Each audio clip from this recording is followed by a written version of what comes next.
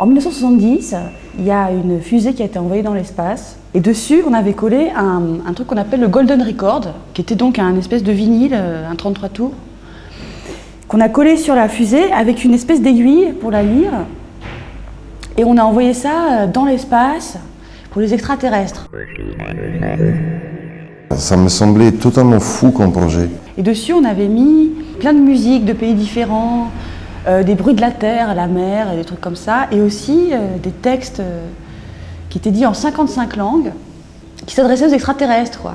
On disait bonjour tout le monde, ou hello from the children of planet Earth, et plein de langues comme ça. Un message de rencontre pour les extraterrestres. Donc c'est un spectacle sur la rencontre en fait. Et je me suis dit, tiens, c'est quand même relativement apparenté à aussi des rencontres de nos jours, où les gens mettent une espèce de profil de musique préférée, de films préférés, de séries télévisées préférées, et ils pensent que ça donne un plus à la rencontre de quelqu'un qui se retrouveront un jour en face, quoi.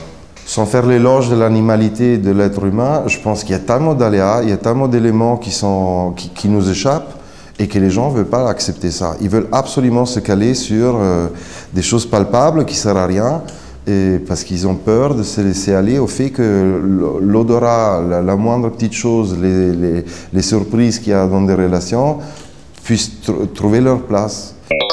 Il y a eu quand même un choix, cette fois-ci, de la compagnie d'utiliser beaucoup moins la voix que d'habitude, mais pas tellement par une crainte d'être toujours catalogués dans les compagnies qui font un mix ou qui sont transdisciplinaires ou qui sont multidisciplinaires ou qui viennent du Tanztheater allemand, mais plutôt on s'est vraiment attaché au sujet et on s'est dit que la rencontre de l'autre avant qu'il passe par la parole ou qu'il soit paramétré par ce qu'on raconte et les contenus de nos mots devraient être au moins dans un premier temps, une tentative de sentir l'autre déjà de loin. Donc c'est vrai que les séances de répétition en salle sont plutôt dédiées à un travail sur le corps, à un travail d'attitude, un travail de regard, d'une façon très légère, d'énergie aussi. C'est un spectacle qui est muet, dans le sens où on ne parle pas,